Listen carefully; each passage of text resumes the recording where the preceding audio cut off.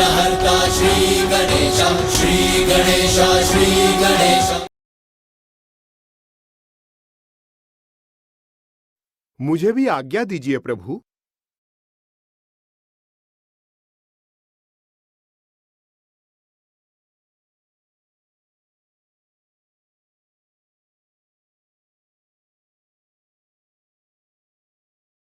प्रभु, आपकी कृपा से तो मैं लोभ के विकार से रहित हो गया, किंतु मुझे ज्ञात नहीं भावी जीवन में मेरा उद्देश्य क्या होगा। मुझे उचित दिशा दिखाने की कृपा करें प्रभु। लोभासुर, तुम लोभ के विकार से प्रभावित होकर जो अधर्म युक्त आचरण करते थे, अब उसका त्याग कर अपने शेष जीवन को सदाचार और सत्कर्मों में लीन कर व्यतीत करो और लोभ के स्थान पर संपूर्ण संसार में संतुष्टि के भाव का विस्तार करो। जो आज्ञा प्रभु। अनुज गणेश, लोभासुर तो प्रभावहीन हो गया, किंतु ममतासुर और कामासुर वो तो अभी शेष है, और उनसे उत्पन्न होने वाला भावी संकट भी। हाँ भैया, उन दोनों के भंडासुर में समाहित होकर उस महासुर की शक्ति में अपार वृद्धि करने के पूर्व हमारा उन दोनों को रोकना भी अनिवार्य है, और ये कार्य हमें शीघ्र करना होगा भैया। कामासुर। ज्ञानानंदमयं देवं निर्मल प्रणाम प्रभु। प्रणाम प्रभु हयग्रीव। सर्वविद्यानां हयग्रीवम् उपास्महे। कल्याण। गणेश जी, कामासुर सृष्टि से धर्म और सदाचार मिटाने पर आतुर है। जिस समय आप लोभासुर को विकार से मुक्त करने में व्यस्त थे, उसी अंतराल में अवसर का लाभ उठाकर कामासुर ने काम भावना के विकार का विस्तार आरंभ कर दिया था, और अब उसने समस्त जगत को उस विकार से ग्रस्त कर दिया है। सर्वत्र अपना प्रभाव स्थापित कर रहा है वो।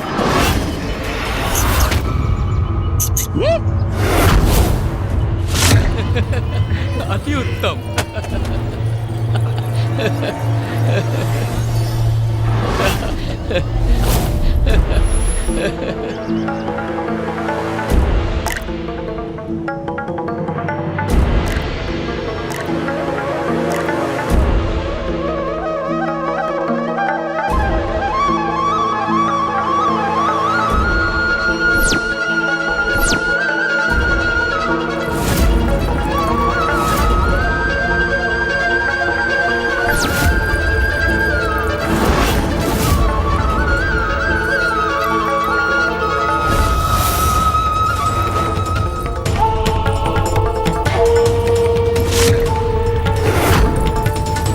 साधारण मनुष्य ही नहीं, वो तो देवताओं को भी अपने विकार के वश में कर रहा है, और उसके प्रभाव में आकर स्वयं देवराज इंद्र भी मर्यादा को भंग कर एक घोर अधर्म कर बैठे हैं।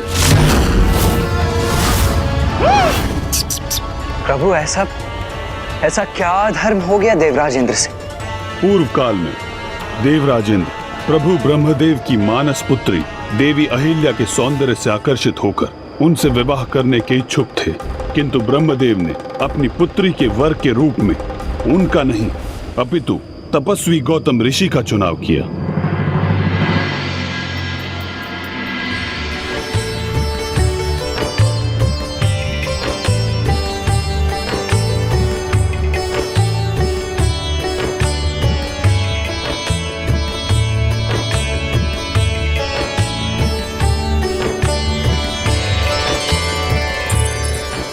जब देवराजेंद्र कहीं प्रस्थान करते समय गौतम ऋषि के आश्रम के निकट पहुंचे, तब कामासुर को उनके मन में देवी अहिल्या के प्रति आकर्षण का आभास हुआ, जिसका लाभ उठाकर उस असुर ने देवराज को भी अपने विकार से प्रभावित कर दिया। देवी अहिल्या?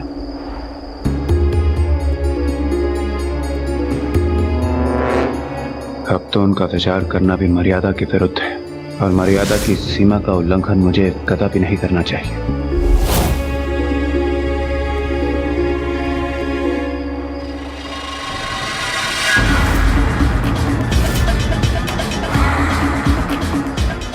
देवराज इंद्र, मेरे विकार की अपार शक्ति विवेक का नाश कर मर्यादाओं को भंग करवाती है। और अब ठीक वैसा आपके साथ होने जा रहा है देवराज। पूर्व के आकर्षण की मात्र एक स्मृति ही पलक झपकते ही अनियंत्रित काम भावना में परिवर्तित होने वाली है।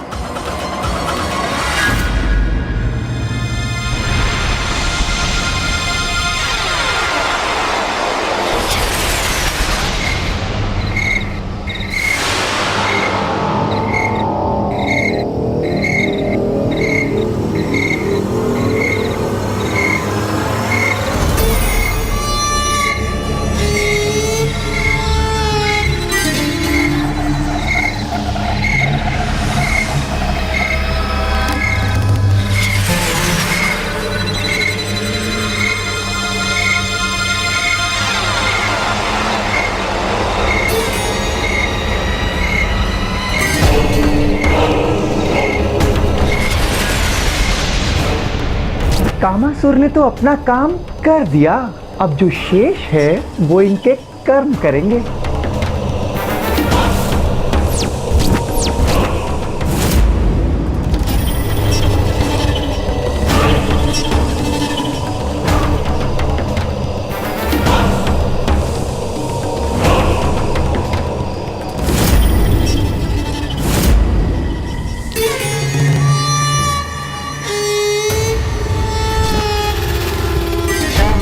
और फिर गौतम ऋषि के आश्रम के निकट पहुंचकर देवराज इंद्र ब्रह्म मुहूर्त तक गौतम ऋषि के वहां से प्रस्थान करने की प्रतीक्षा करते रहे।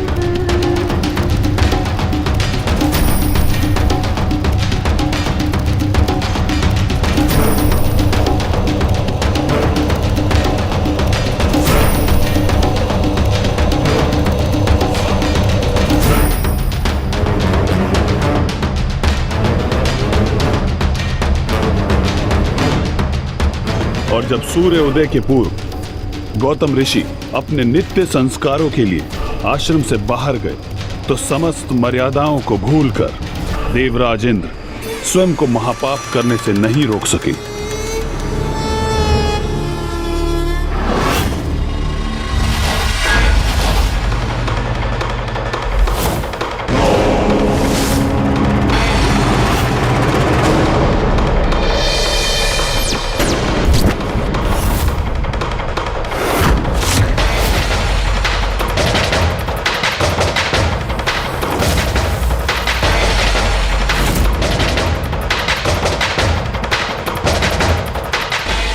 जब तक ऋषि गौतम अपनी कुटिया में लौटे तब तक बहुत विलंब हो चुका था। देवराज इंद्र के इस छल के कारण देवी अहिल्या का पतिव्रत धर्म भंग हो चुका था।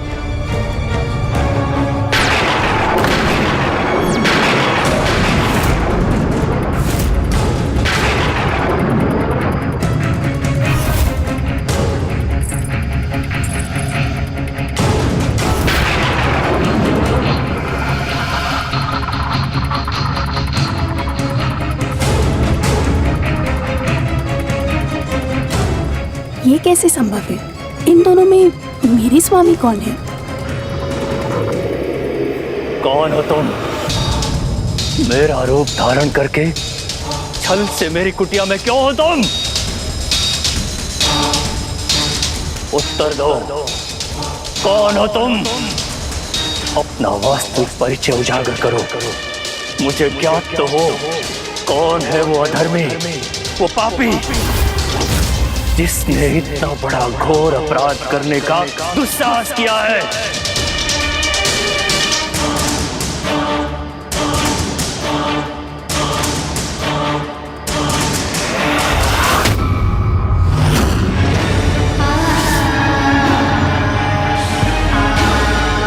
देवराज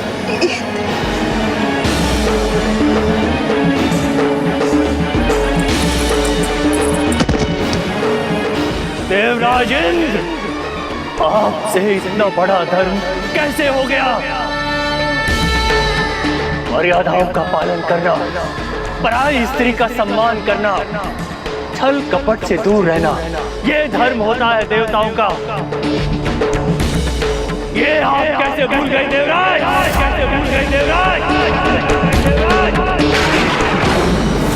मेरा कार्य तो हो गया, अब आप भुगतिए देवराज इंद्र।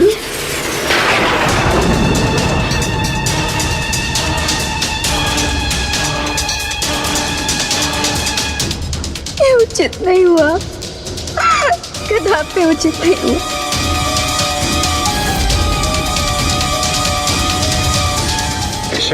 देवराज, देवराज,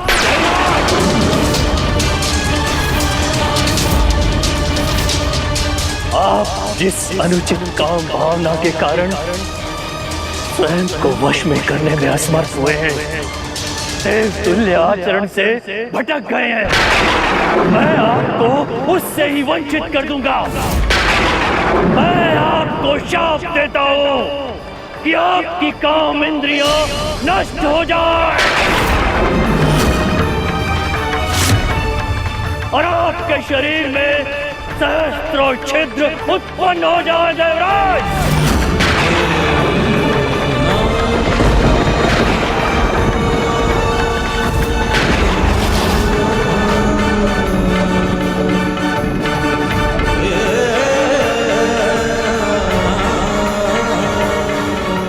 हे ऋषिवर, मुझसे ये जघन्य अपराध हो गया जिसके लिए मैं लज्जित हूं। मुझे ज्ञात नहीं मैं पथभ्रष्ट होकर स्वयं पर से अपना नियंत्रण कैसे खो बैठा। मुझ पर दया कीजिए ऋषि, मुझे क्षमा कर दीजिए, क्षमा कर दीजिए मुझे। बड़े से बड़ा अपराधी भी यदि सत्य निष्ठा से क्षमा याचना करे तो उसे क्षमा करना धर्म होता है। परंतु देवराज, आप आवेश में आकर अपना धर्म भूल गए, किंतु मैं अपना धर्म कदापि नहीं भूल सकता, कदापि नहीं। मैं आपको अपने शाप से मुक्त तो नहीं कर सकता, परंतु आपकी क्षमा याचना के कारण अपने शाप का प्रभाव कम अवश्य कर सकता हूं। देवराज, आपके शरीर में उत्पन्न छिद्र नेत्रों में परिवर्तित हो जाएंगे, जिससे आप अच्छाई, बुराई, उचित अनुचित को स्पष्ट रूप से देख पाएंगे और आपकी कामेंद्री एक अज कामेंद्री में परिवर्तित हो जाएगी, जो आपको सदैव आपके इस पशु आचरण का स्मरण दिलाती रहेगी देवराज।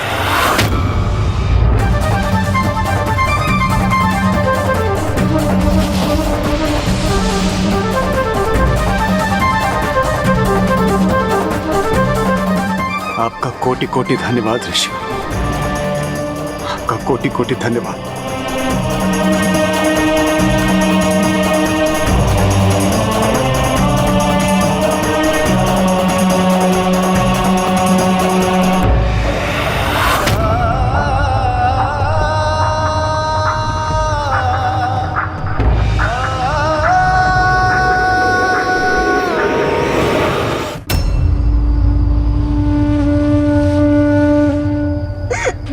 क्षमा कर दीजिए स्वामी, हमें क्षमा कर दीजिए।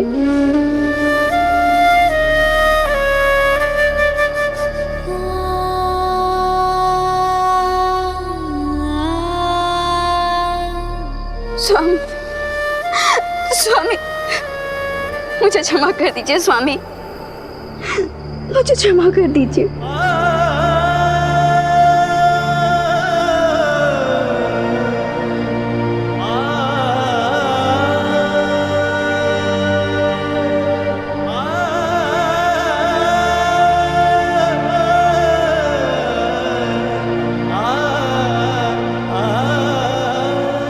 स्वामी स्वामी स्वामी स्वामी रुकिए। स्वामी स्वामी आप कहाँ जा रहे हैं? स्वामी मत जाइए। स्वामी इस प्रकार मुझे छोड़ के मत जाइए। स्वामी कहाँ जा रहे हैं? स्वामी मुझे क्षमा कर दीजिए। स्वामी स्वामी मैं जानती हूँ कि मैं आपकी दोषी हूँ, पर ये दोष मुझसे अज्ञानतावश हुआ है। मुझे क्षमा कर दे स्वामी, मुझे क्षमा कर दे। देवराज इंद्र के छल ने जिस पाप में मुझे भागीदार होने को विवश किया, इसका इतना बड़ा दंड मत दीजिए स्वामी, मत दीजिए। मेरा परित्याग मत कीजिए स्वामी, मत कीजिए। मुझे क्षमा कर दीजिए स्वामी, मुझे क्षमा कर दीजिए स्वामी। देवी, इसमें आपका भी उतना ही दोष है जितना कि देवराज इंद्र का। ये सत्य है कि देवराज इंद्र हमारा रूप धारण करके आए और आप उन्हें पहचान नहीं सकी, किंतु एक राजा के अधीरता भरे स्पर्श और एक ऋषि के शांत स्पर्श की शीतलता को आप पहचान क्यों नहीं सकी देवी? मैं तब अद्र निंद्रा में थी स्वामी। उस स्थिति में मुझसे बहुत बड़ी भूल हो गई, मुझे क्षमा कर दीजिए स्वामी। अर्ध निद्रा में जिस प्रकार एक आषाढ़ शिला की भांति आप स्पर्श के भेद को समझने में असमर्थ रही हैं, उसी प्रकार शिला के रूप में आपको अनेकों वर्षों तक तपस्या करनी होगी, तपस्या करनी होगी।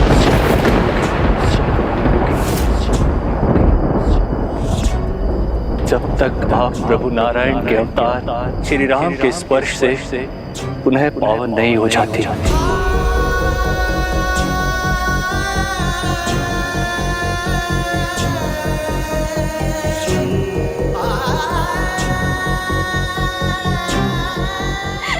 स्वामी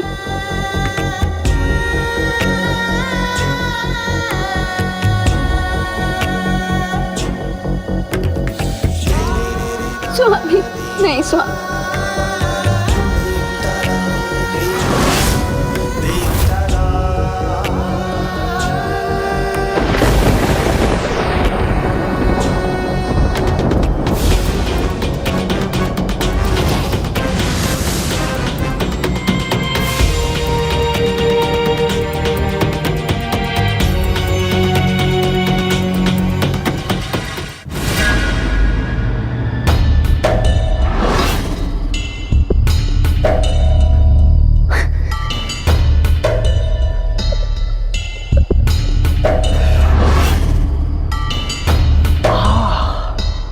आनंद आ गया, मन तृप्त हो गया ये दृश्य देखकर। कार्य मेरा और दंड भुगतना पड़ा देवी अहिल्या को।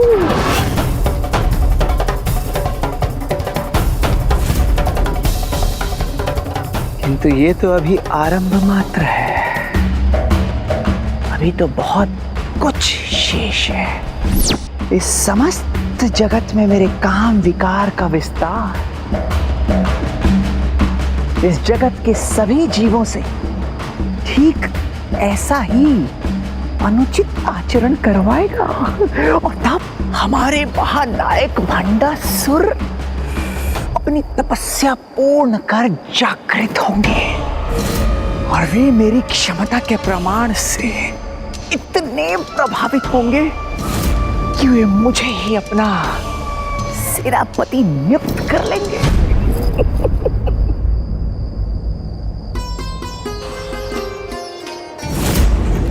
कितने दुर्भाग्य की बात है, कामासुर के दुष्प्रभाव का दंड ऋषि माता देवी अहिल्या को भी भोगना होगा। अपने स्वामी ऋषि गौतम और उनका भेष धर कर आए देवराज इंद्र के स्पर्श में भेद न कर पाने के कारण उन्हें भी शिला बनकर अनेक वर्षों तक मामा श्री प्रभु श्री नारायण के श्री राम अवतार की प्रतीक्षा करनी होगी। किंतु मात्र देवराज इंद्र को ही नहीं, उस दुष्ट कामासुर ने राक्षस राज रावण को भी अपने वश में कर लिया। एक और वहाँ देवराजेंद्र के कारण देवी अहिल्या का पतिव्रत धर्म भंग हुआ, तो दूसरी ओर वहाँ राक्षस राज रावण के कारण देवी वेदवती का तप।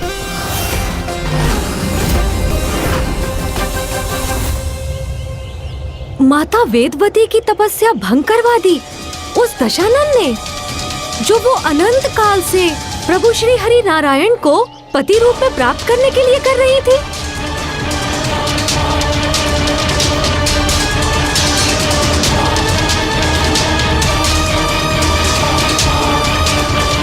कामासुर के विकार का प्रभाव समस्त संसार में प्रसारित हो चुका है। एक और वहाँ देवराजेंद्र के कारण देवी अहिल्या का पतिव्रत धर्म भंग हुआ, तो दूसरी ओर वहाँ राक्षस राज रावण के कारण देवी वेदवती का तप।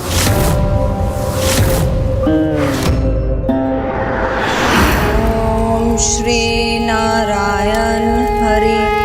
ओम श्री नारायण हरि। ओम श्री नारायण हरि। ओम श्री नारायण हरि।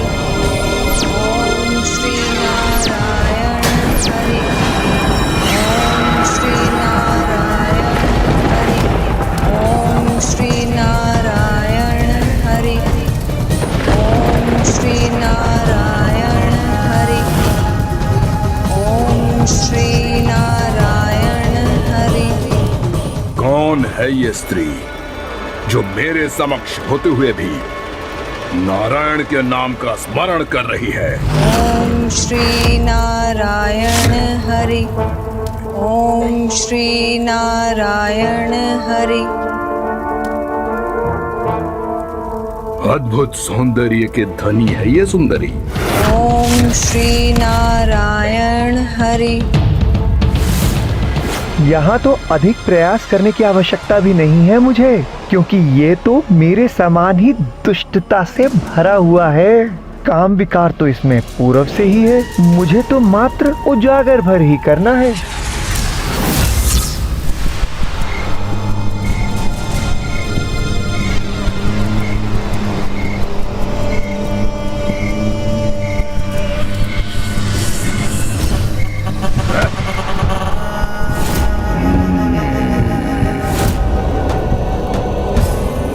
इस मनमोहक सौंदर्य का अधिकारी तो एकमात्र मैं ही बन सकता हूँ।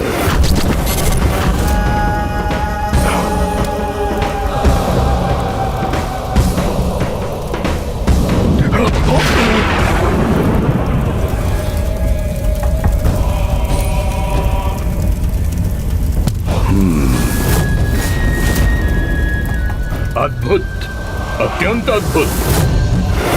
सुंदरी, क्यों नारायण के तप में अपने यौवन को इस वन में व्यर्थ कर रही हो?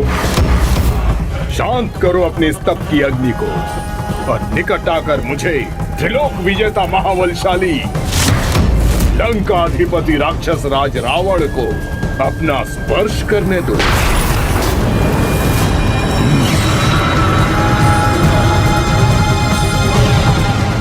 ये क्या?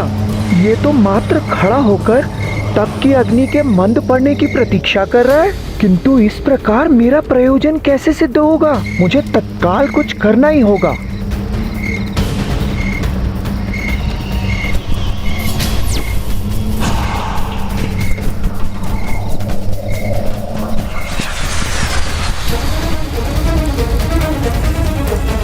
तुम्हारी तप की अग्नि मेरी कामना की उस अग्नि से अधिक बलशाली नहीं, जो तुम्हें देखकर मेरे हृदय में उत्पन्न हुई है।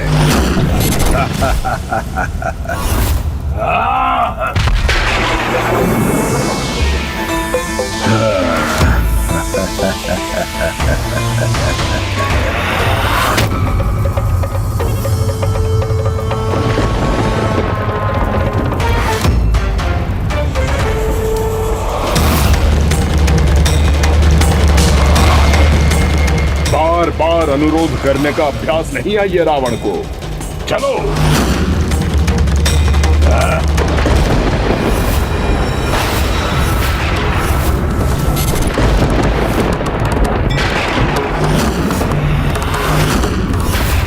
तुम्हारा ये व्यर्थ का तप भंग हुआ। मेरे स्पर्श से आनंदित हो जाओ।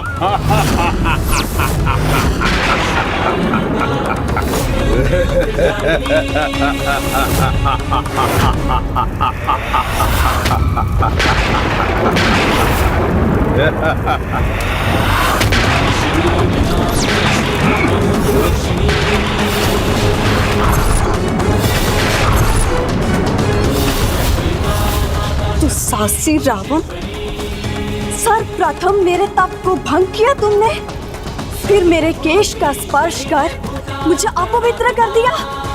तुम्हारे इस अपराध के लिए तुम्हें दंडित करने हेतु मैं तुम्हें एक ही पल में शाप देकर भस्म कर सकती हूँ, किंतु मैं अपने तो गोबल को तुम जैसे उद्दंड पर व्यर्थ नहीं करना चाहती, किंतु तुम्हें तुम्हारे दुस्साहस का दंड अवश्य दूंगी। मैं पुनर्जीवन धारण कर तुम्हारे विनाश का कारण बनूंगी। और ये जो काले केश तुम्हारे हाथ में है, यही तुम्हारा काल बनेंगे।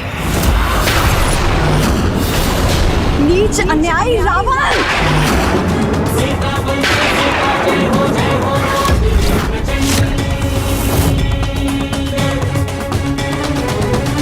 ओम श्री नारायण हरि। ओम श्री नारायण हरि। ओम श्री नारायण हरि। ओम श्री नारायण हरि।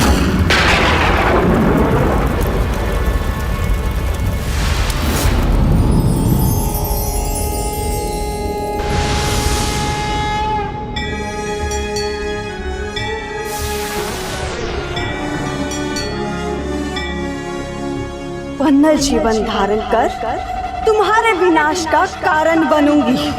और ये जो काले केश तुम्हारे हाथ में है, यही तुम्हारा काल बनेंगे। नीच अन्यायी रावण! नीच अन्यायी रावण!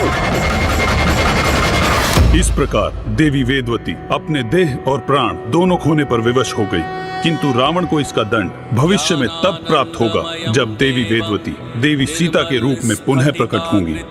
अर्थात प्रभु, राक्षस राज रावण के भीतर समाहित उन विकारों में अभी भी सुधार नहीं हुआ। उनके कारण माता वेदवती को अपना अस्तित्व ही मिटाना पड़ा। हाँ गणेश जी, किंतु इस घटना में रावण के साथ साथ कामासुर का भी उतना ही दोष है, जिसने स्वयं को देवताओं और दानवों तक ही सीमित नहीं रखा। उसने तो महातपस्वी ऋषि मुनियों को भी प्रभावित करना आरंभ कर दिया है, जिसके कारण माता वेदवती का ही नहीं, राज ऋषि विश्वामित्र जी का भी तप खंडित हुआ।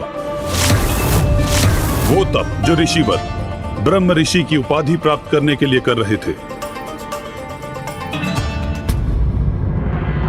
जहां एक और ऋषि वशिष्ठ के समान ब्रह्म ऋषि की उपाधि प्राप्त करने की इच्छा से ऋषि विश्वामित्र अटूट तपस्या में लीन थे, वहीं देवराज इंद्र और अन्य देवताओं के मन में शंका उत्पन्न हुई कि कहीं ऋषिवर को ब्रह्म ऋषि की उपाधि प्राप्त होने पर देवताओं की प्रतिष्ठा कम न हो जाए और किसी कारणवश देवता ऋषिवर के अपार क्रोध के भागी न बन जाएं। इसलिए उन्होंने स्वर्ग की अप्सरा देवी मेनका को उनका तप भंग करने के लिए भेज दिया।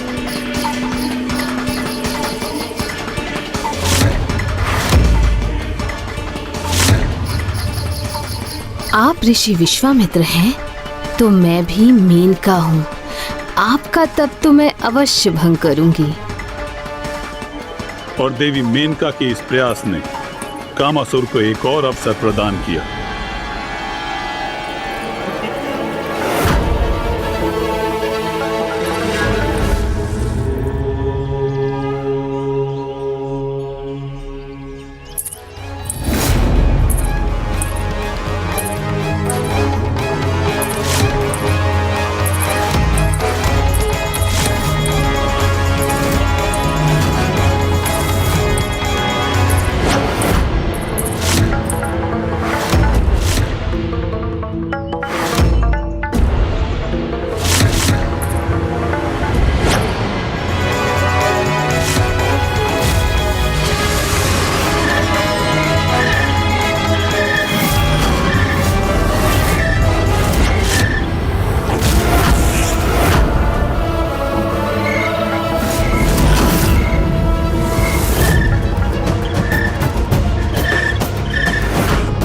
आप कितने भी ध्यान में मग्न क्यों ना हो, किंतु काम विकार के प्रभाव से आपका ध्यान भंग होना ही होना है।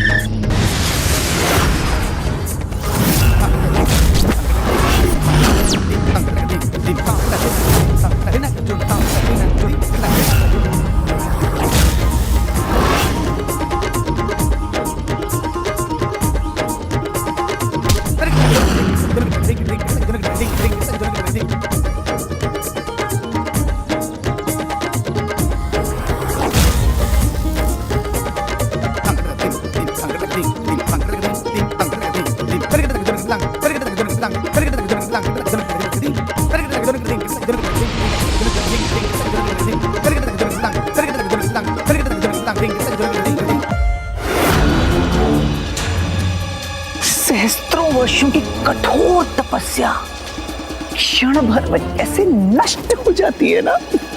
जब काम विकार से कोई ग्रस्त होता है, कामासुर के प्रभाव से कोई भी सुरक्षित नहीं है, फिर चाहे वे महान तपस्वी ऋषि विश्वामित्र ही क्यों ना हो। ऐसा ही है कामासुर के प्रभाव का परिणाम। वो जब चाहे तब बड़े बड़े ऋषियों के सहस्त्रों वर्षों के तप को भी क्षण भर में व्यर्थ कर सकता है। उसी समय कामासुर ने उन पर अपने विकार का प्रभाव कर दिया। प्रभु, इससे पूर्व की वो और दुष्टता करे, हमें इस कामासुर को रोकना ही होगा। किंतु उसे ढूंढेंगे हम कहाँ होगा वो? प्रभु, ये मुझे ज्ञात है। अंतरिक्ष में एक सुंदर स्थान पर उल्का पिंडों के समूह पर स्थित कामासुर ने अपने लोक का निर्माण किया है। उसका नाम है रतीतपुरम।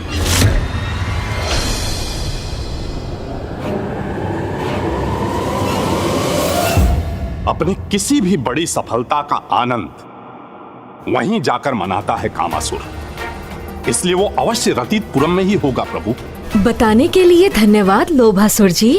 प्रभु हेग्रीव स्वयं यहाँ प्रकट होकर हमें सचेत करने के लिए आपको कोटि कोटि धन्यवाद।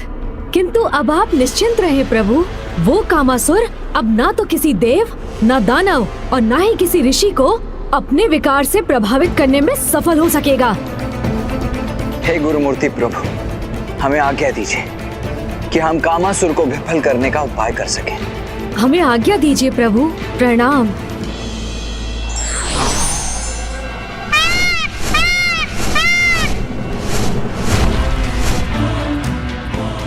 आओ अनुज गणेश, हमें शीघ्रता करनी चाहिए, इसलिए तुम भी मेरे साथ ही चलो।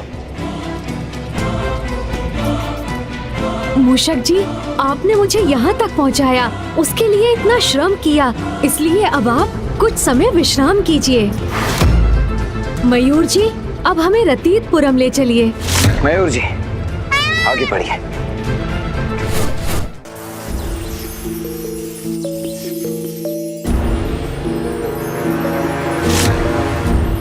अब समय आ गया है अपने रत्तेपुरम में आनंदोत्सव मनाने का।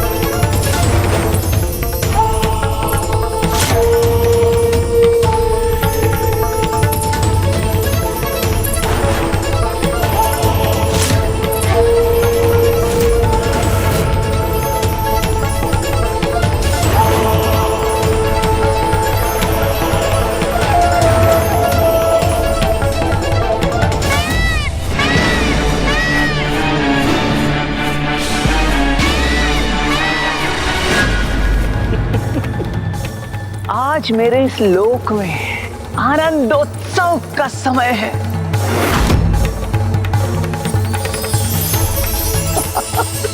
आज मेरे कार्य का प्रथम चरण जो पूर्ण हुआ, इस समस्त संसार के प्रत्येक छोर में काम भावना रूपी विकार का बीज बोने में सफलता जो प्राप्त हुई है मुझे, अब तो बस पूर्ण रूप से उसका विस्तार करना बाकी है, और वो भी शीघ्र अतिशीघ्र संपन्न होगा।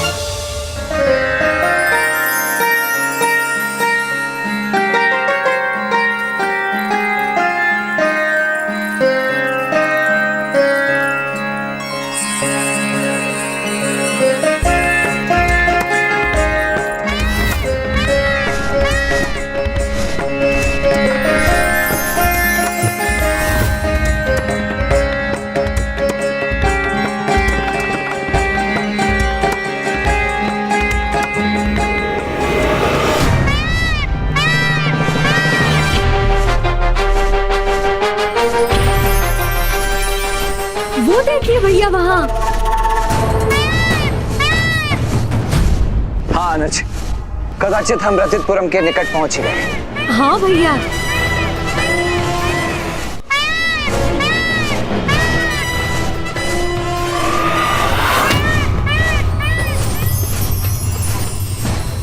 कैसा विचित्र स्थान है, जिसके चारों ओर ये इंद्रधनुष से प्रतीत होने वाले सतरंगी चक्र हैं।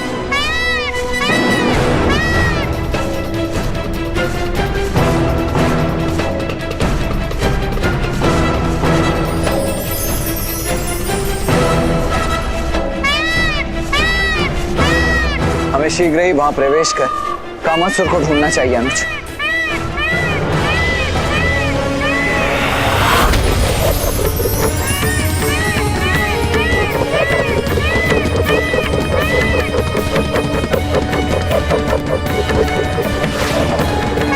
ये प्रकाश कण तो हम पर ही वार करने के लिए तैयार है। रुक जाइए भैया।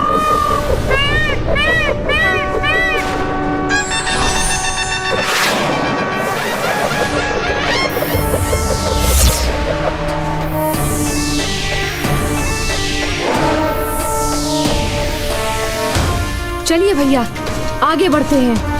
हाँ गणेश, किंतु अब मुझे भी इन प्रकाश चक्रों से सावधान रहना होगा।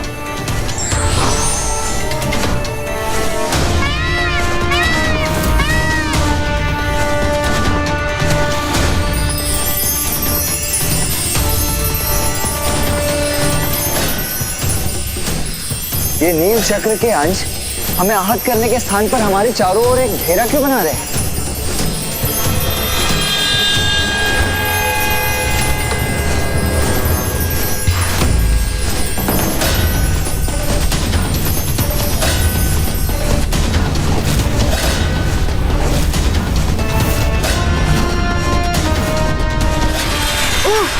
ये तो हमें रतितपुरम के प्रवेश स्थान से दूर ले आए। और प्रथम चक्र में जो रिक्तता तुमने उत्पन्न की थी, वो तो पुनः भर गई अनुज, जिसके कारण हमारा मार्ग पूर्व की भांति ही बाधित हो गया है। मयूर जी,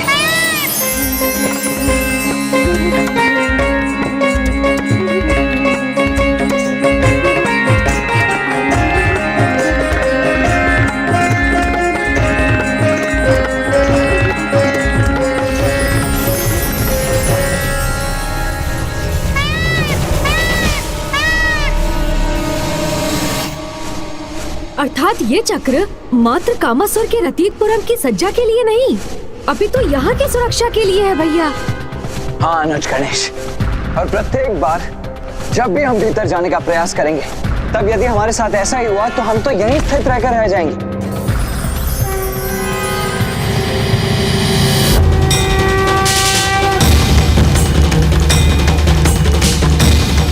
आप उचित कहते हैं भैया, ये हमें आगे नहीं जाने देंगे।